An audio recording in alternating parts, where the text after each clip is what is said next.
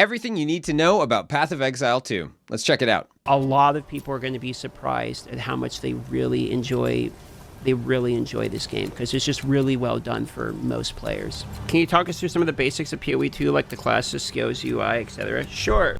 That's actually really encouraging. A lot of players are going to enjoy this game, and it's been made to kind of appeal to most players. That is really encouraging, especially from Darth Microtransaction, because that means that they're not making this to be a general audience's game with the wording that he used.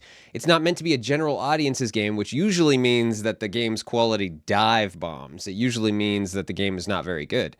But he's saying that it's going to appeal to most players in the way that it's so satisfying, or the gameplay, or whatever. So yeah, that's really encouraging. It's going to be good for most players, even though it wasn't made for general audiences. That's awesome.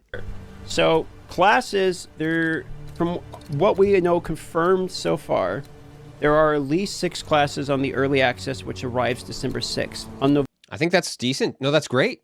6 classes? Awesome. And automatically better than Diablo 4.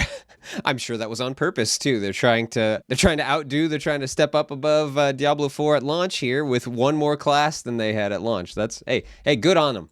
November 21st, there will be a live stream that will occur that fills us in on more information for the 6th. Okay, all right. November 21st, live stream upcoming. That's only 4 days away at time of recording. Nice. Including how to get access, etc., and if there's price points and how to get in, etc.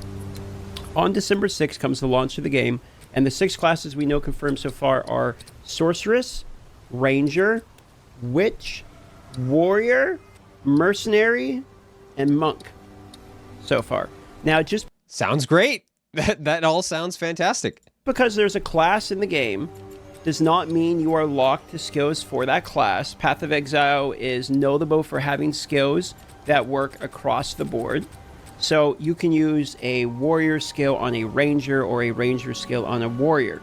That's sick. Yeah, I like that. I like that a lot. See, one of the things about Diablo 4, you get so tired of your build, because you get to a certain point and you're just spamming the same abilities over and over.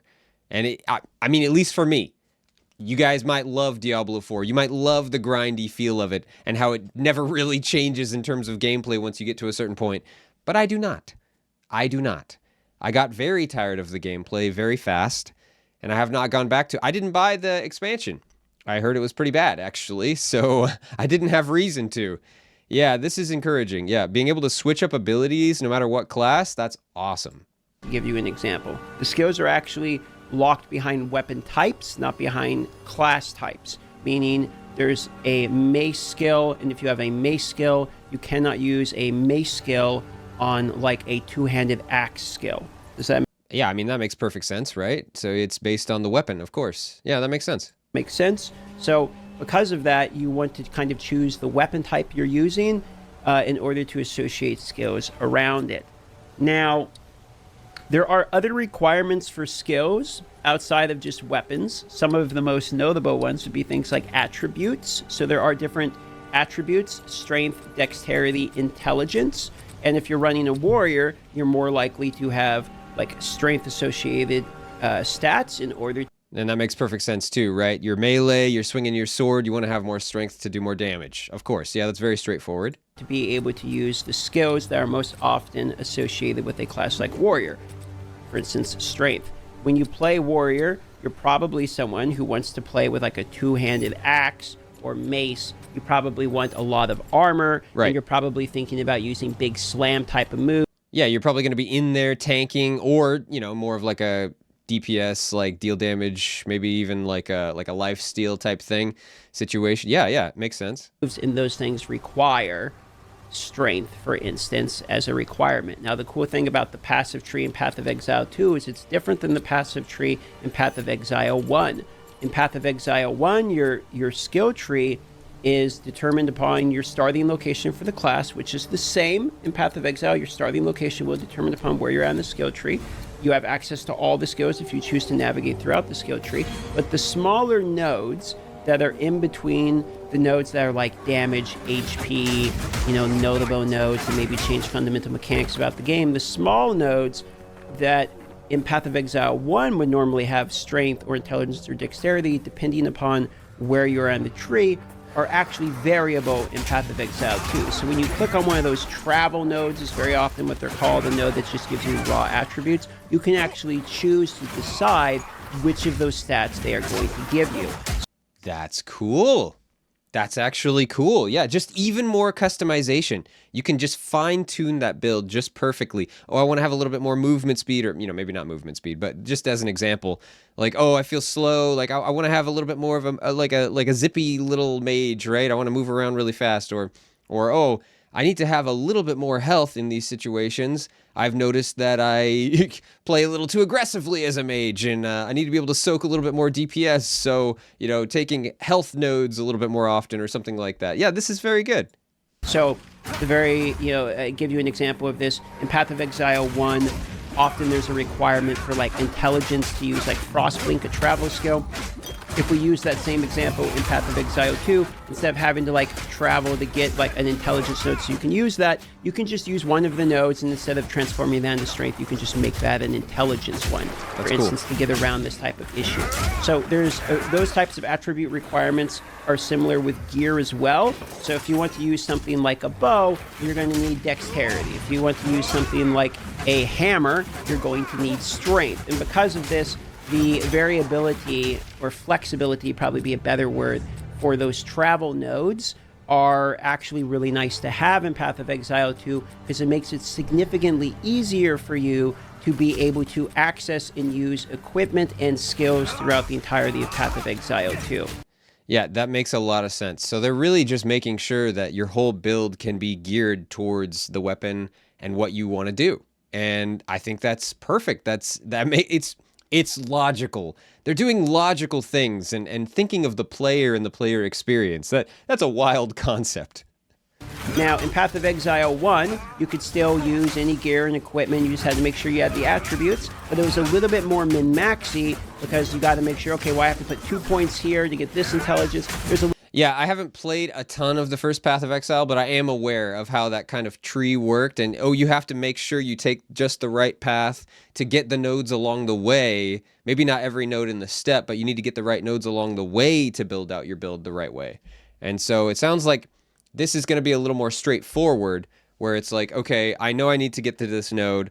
These nodes in between, even though some say strength or whatever, by default, I can switch them. So if I'm a mage, okay, I want intelligence, I can just switch them to intelligence, no problem. That's cool.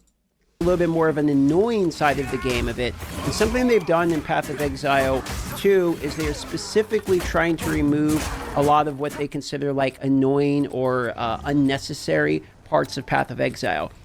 UX. They must have a fantastic UX designer, user experience designer, because it sounds like that's the focus here, really. They're making the player experience way better. And who's going to say no to that? That just improves their odds of pulling even more of this isometric ARPG, community. And so, Path of Exile 1 is already huge. If they can make Path of Exile 2 even bigger, Diablo might not be around for much longer if they can do that. One such concept would be the idea that colored sockets are actually a good idea. They're reneging on this. They're actually removing color-based sockets from Path of Exile 1 when they drop into Path of Exile 2. All sockets are now effectively white sockets, meaning you can put any skill gem in any socket. You don't have to worry about whether or not it's a red, a green, or a blue gem. That's something that I didn't really like about the first Path of Exile, so that's good. That is just purely a good move. Wow, these guys, they actually think about the players and improving the player experience. I can't say it enough. This is huge. Make the game fun. Make the game fun to play. Any way that you can make the game more fun to play, people will play your game more. They will play it for longer. It will pull in more players. A more diverse crowd of players even, because they hear, oh, the game's really fun. You try out the experience and it's a good, fun, streamlined user experience. Yeah, heck yeah. And therefore, chroma orbs don't exist within Path of Exile 2. Another example of this would be like sockets themselves. Speaking of sockets, actually don't exist on gear at all. They exist within your character. So there's a skill, a socket tree you open up, and you unlock sockets, and you have a certain amount of them you'll have available. And then all of the skills will upgrade and unlock more and more support sockets for each. This is so smart. That is genius. That's actually genius. Oh my gosh. One of the most annoying things in Diablo 4 is, okay, I have to think about this. I got to go to the one person to add sockets, and I have to unsocket and whatever off of my weapon. They just take that out of the equation completely. Okay, it's on the player. You have sockets on the player, and you just add whatever you want, and you always have them regardless of what weapon you have. Thank you. Thank you. That is brilliant. I never thought of doing that, but it makes so much sense hearing it. Each one of the skills, meaning all of the skills in Path of Exile 2 have the ability to have a 6 socket associated with them. You are no longer required to only have a certain amount of 6 sockets. You can maximize all of your skills. One of the focuses of Path of Exile 2 has been significantly more focused on making sure you're using a variety of moves. You might very often see in Path of Exile 1 people are only using like one move to spam some spam. You're gonna Yes, thank you. Thank you. This is good. This is good. Different moves that have different utility for different situations. Yes. Make the gameplay to where we need to use more abilities, to where the gameplay feels varied and fun. You have to think just a little bit more. Not a ton, but a little bit more. Like, okay, I'm getting swarmed in this way. I need to use an AoE. And then, oh, I've got this thing that slows a small group, so then I can focus on the elites or whatever, stuff like that. It just makes so much sense. In Diablo 4, again, it's like, oh, I use this. Or I slide my fingers, and that's the rotation or whatever. It just doesn't feel varied enough. It doesn't feel different. It's just like a spam, and that's it. That's your whole gameplay. Just spam one ability or two, and that's it. I'm so glad to hear this, that it actually makes you feel like you want to use your abilities more. That's awesome. to notice in the gameplay they show and the conversations they have, they're much more focused on, I use this ability, which sets me up to be able to use this ability. And the second ability interacts with the first one in a way that does X, Y, Z. Yeah. An example of this, for instance, would either be like the Druid, where you put down a volcano and then you smash around it as the bear, which makes the volcano erupt with more projectiles. Or in the example of the monk, like you're seeing on your screen here, there would be, I place a bell and then I hit the bell with electricity, making the bell itself an electric bell. And now... Yeah, not even just combos. I mean, that is a simple way to say it, but like ability interactions, that kind of complexity and depth to the gameplay is so welcome. It is so welcome. Thank you. Thank you, Grinding Gear Games, for thinking of us. Everything around that bell is going to have, electrical damage and associated with it. So these combo style gameplay is a little bit, I say a little bit, but it's significantly different from the hyper min-max use one ability style of Path of Exile 1. Part of that is because in Path of Exile 1, you're limited on how many abilities. You can really have 6 socket. Normally 2 is your maximum because the chest plate and the weapon are the only abilities that can actually have 6 socket. But like I stated again in Path of Exile 2, that is due to change.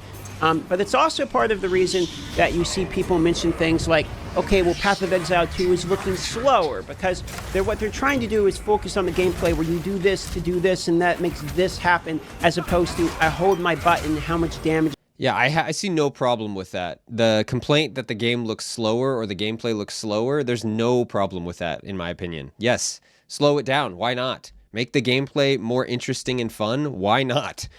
That is... I will gladly take that trade-off if that's the case. Slow down the gameplay so that the gameplay is more fun? Yeah, definitely. Just my one button doing. They're actually focused on a little bit more interactive, dynamic gameplay. Yeah. And a little bit less of min-maxy gameplay. I think there's a number of reasons that they're going in this direction. I think most of them have to do with the demographic they're targeting and trying to widen out the player base. Yeah, and I think that's a great way to do it. I think it's smart. Yeah, slow it down and make button combinations and ability combinations, ability interactions that make the gameplay more interesting and pull in a little bit larger crowd. There's no problem there. I see no problem there at all. I'm sure there are players that are going to miss it a little bit. Like, oh, I loved pressing my one button and go boom, boom, boom, boom, and exploding the enemies around me. I loved that. People who enjoy the grind and enjoy that just that experience. They don't really care about more diverse gameplay, I guess. I'm sure there is a small group that is going to feel that way. But I think in general, overall, this is going to be a good change. And again, they're not making this a general audience's game. They're not trying to make this appeal to everyone. They're just making the gameplay a little bit more diverse and interactive and fun. I see no problem with that. I think that when we see some of the criticisms and feedback for Path of Exile 1 in my time looking at the game, and even when I was learning the game myself, it does feel a little weird to be like, you have one ability, now spend 1,000 hours making that one ability really good. So much to the point that we see people, focus, and not to call out Pox, but like, he's a great example of someone who spent basically his entire life in Path of Exile making one ability really, really good. So much so that he knows it so much that he's the expert for like that one ability. I don't know. That's insane, by the way.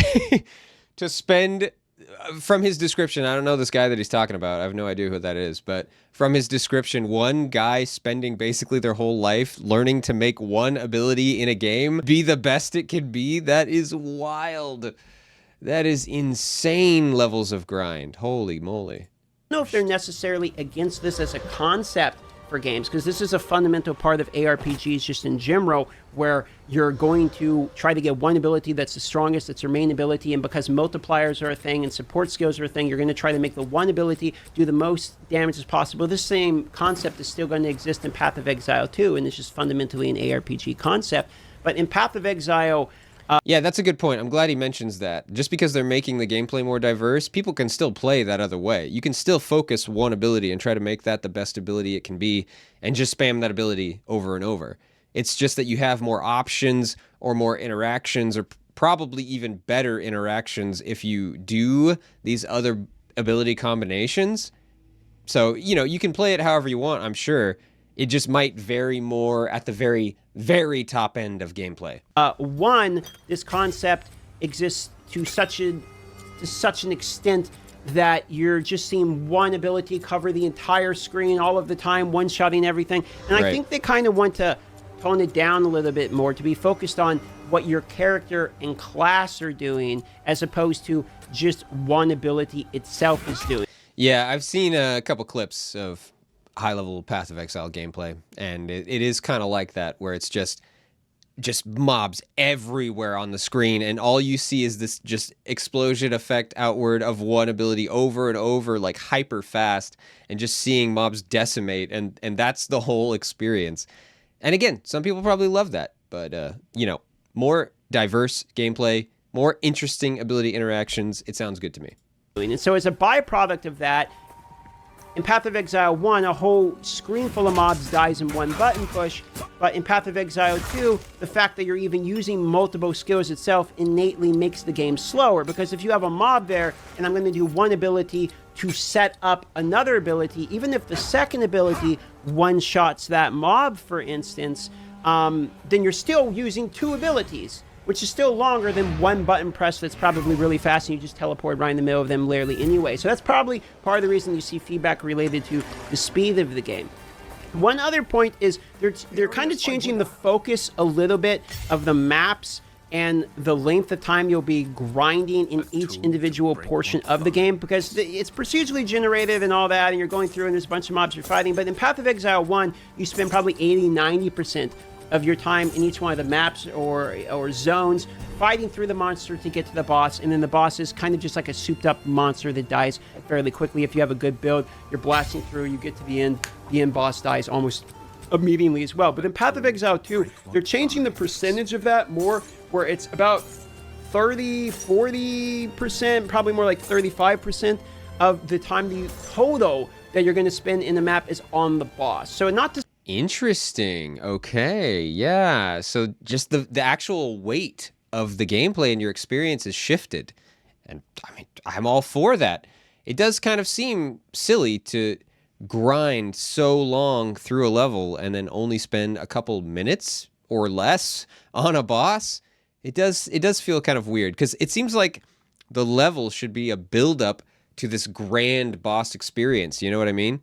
Because a boss, I mean, what's the idea of a boss? It's the big bad. the big scary big bad that everyone fears, and you're not sure if you're quite strong enough to defeat it. It should be this like insane hardcore like epic experience, you know? And so it makes more sense that it's going to take a little longer, it's going to have phases, it's going to have crazy abilities, right? And so 30 to 40% of the level experience in each area or level that he's talking about is being the boss. That's cool. I think that's cool. I think that's a good thing. To say that the bosses are necessarily damage sponges. Like, it doesn't really feel like there's just this huge target on me that takes forever for me to fight, but more so kind of what you see from boss fights like Shaper or Maven, where there's either phases or mechanics you're trying to avoid. They want the end boss and the end result of the map to be you're getting through the mobs and you're clearing out the mobs, but then you get to a boss and there's an actual fight, as opposed to we're just mob density, how many can we kill, crank up the mob density. Yeah, exactly. That's exactly what I was saying, right? Yeah. So it's not just a blast through and then, you know, a 3-minute or less boss experience. It's like a build up. You're getting through the level. You're maybe fighting some tough enemies in between the regular mobs, right? Like elites or whatever. And then you get to the boss and it's this big experience, right? There's these phases. You go through these different developments and like, oh shoot, it's doing this new ability now. Whoa, that's crazy. You know, it's a big experience instead of just this boom, boom, boom. Okay, I did my ability, my one ability, you know, 10, 15, 100 times as fast as possible and the boss is gone in, you know, 3 minutes or less. Yeah, I think this is a good thing.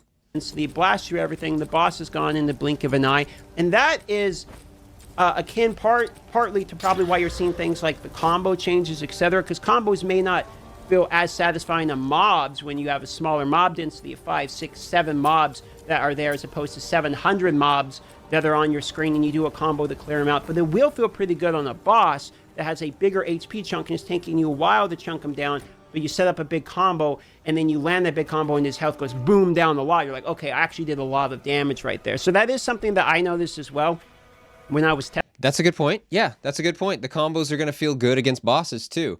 Because like exactly like you said, seeing that big chunk when you land the perfect combo, and you're in the midst of this epic experience where the boss is like, oh, it's phase 2, oh, he's doing this crazy ability, I got to try and get off my combo, I got to try and get through this because he's kicking my butt, you know? Yeah, it's going to be awesome.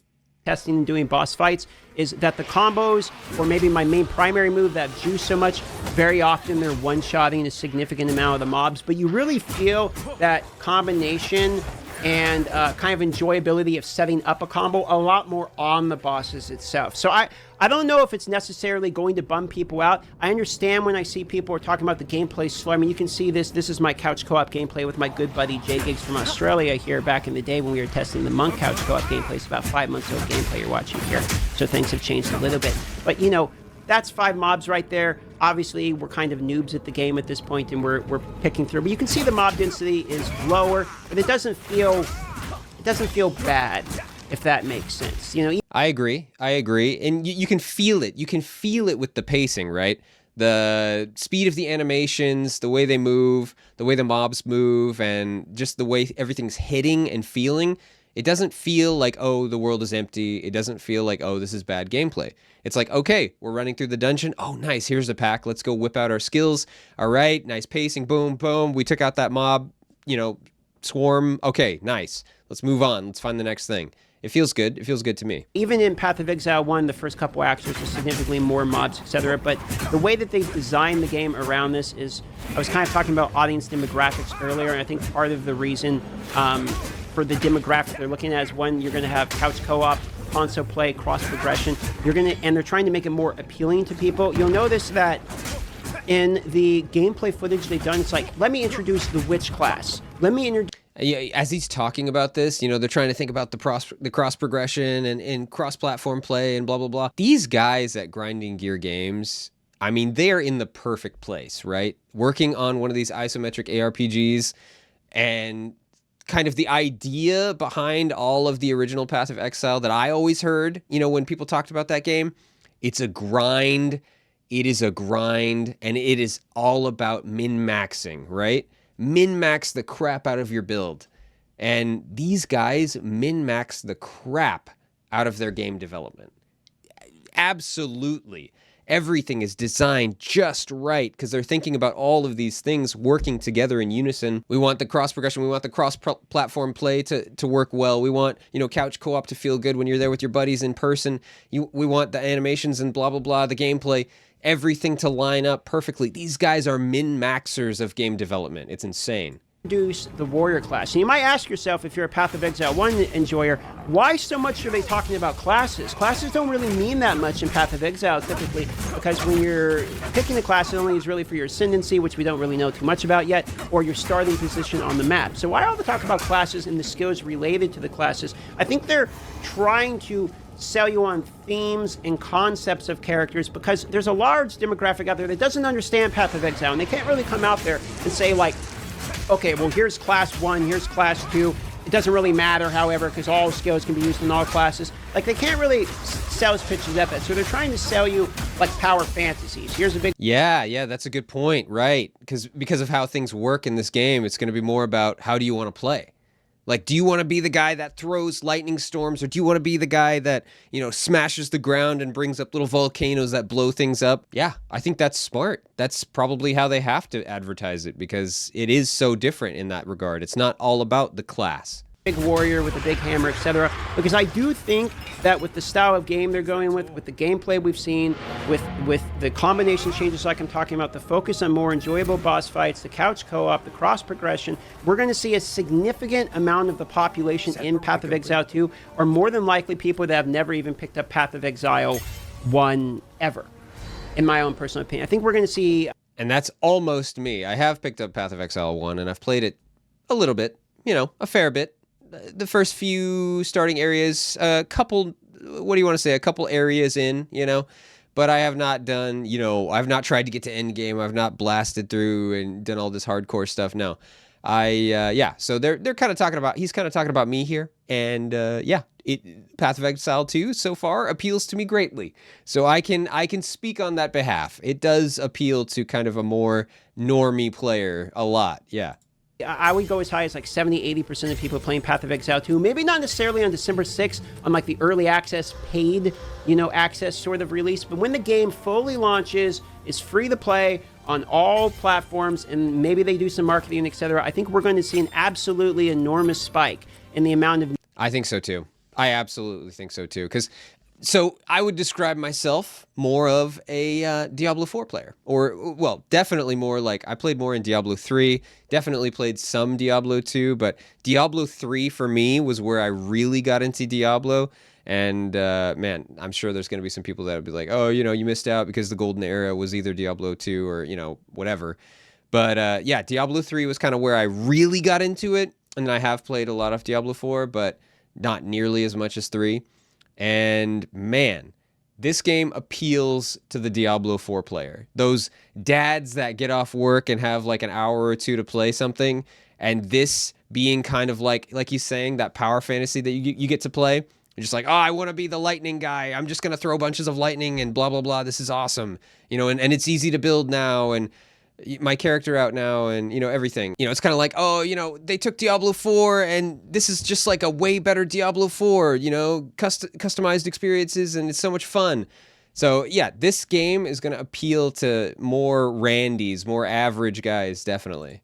New players that we see, and I think a lot of those players are actually going to be console players, and console on Path of Exile 1 I don't think is typically too fantastic, but in Path of Exile 2, it's one of the first games I've played with a controller where I'm actually debating playing it with a controller, because it actually plays just really well on a controller. Nice. And it's obviously designed not with console as a forefront, but with console in mind.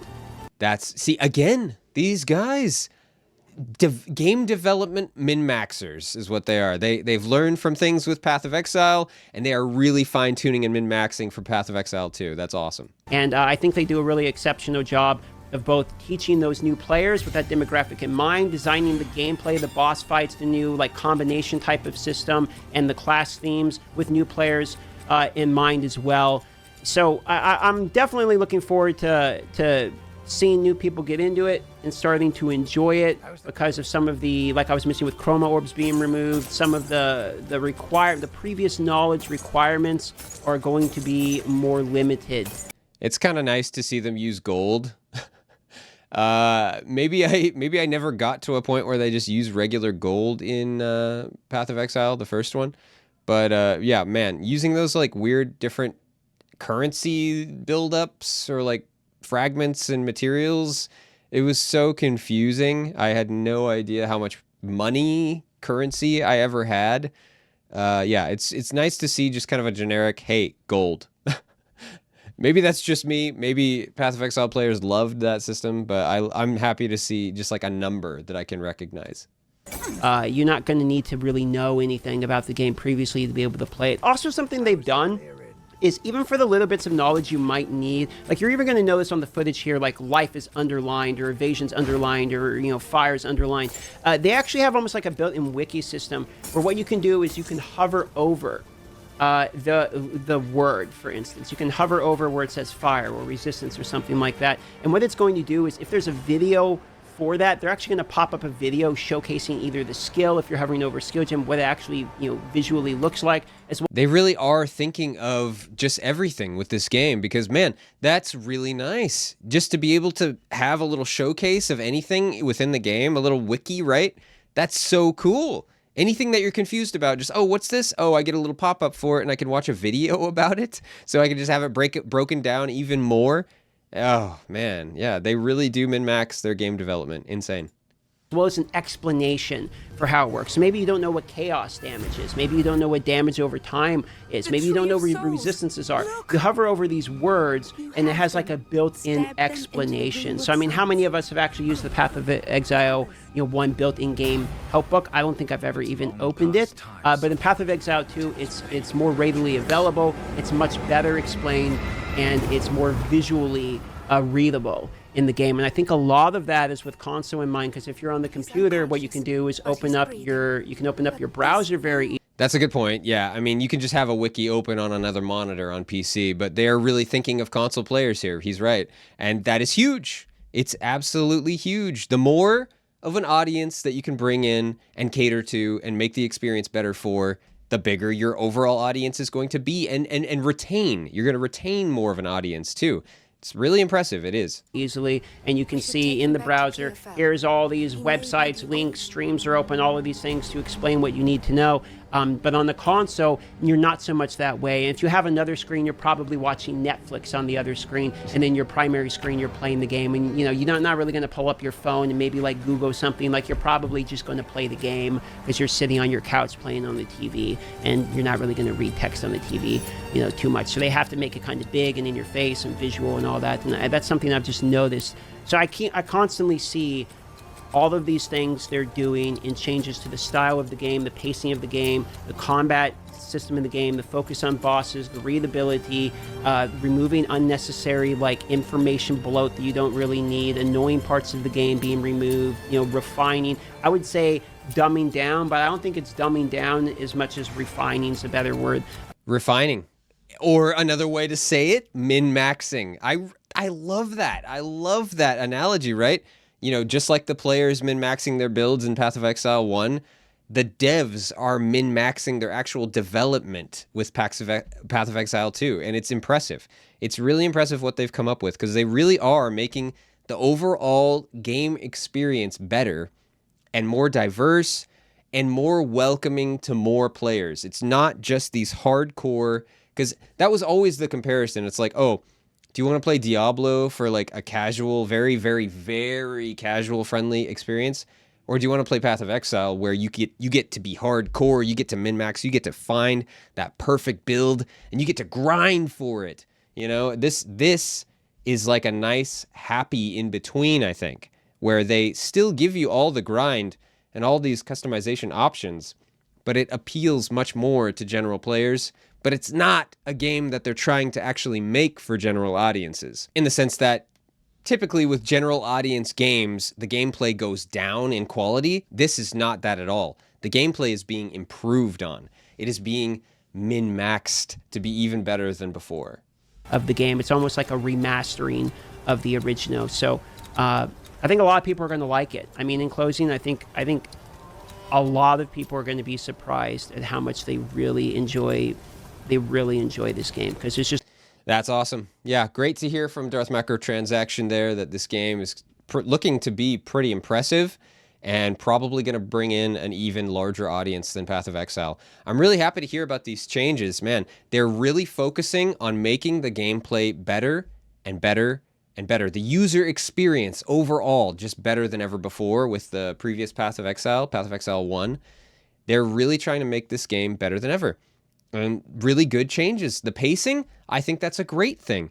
Slow it down a little bit and then improve the diversity of abilities and ability interactions to make that gameplay, that combat, even more interesting and fun. And changing the pacing of levels and the overall design to where it's not just 95% grind and then like 5% boss fight, where you basically shred that boss in like 3 minutes or less or something.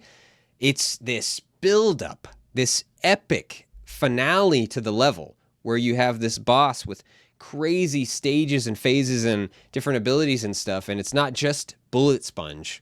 There's actual depth to the fight to where you're like, oh crap, I don't know what's going on. This is crazy. It's epic. Am I going to be able to beat him because he's, all this crazy stuff is happening? And yeah, I think that's awesome. They're making great changes here. Path of Exile 2 shaping up to be possibly Diablo 4 killer?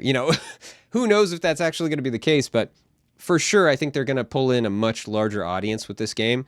And I, for one, am very interested and excited. Thank you guys for watching, and I will see you in the next video.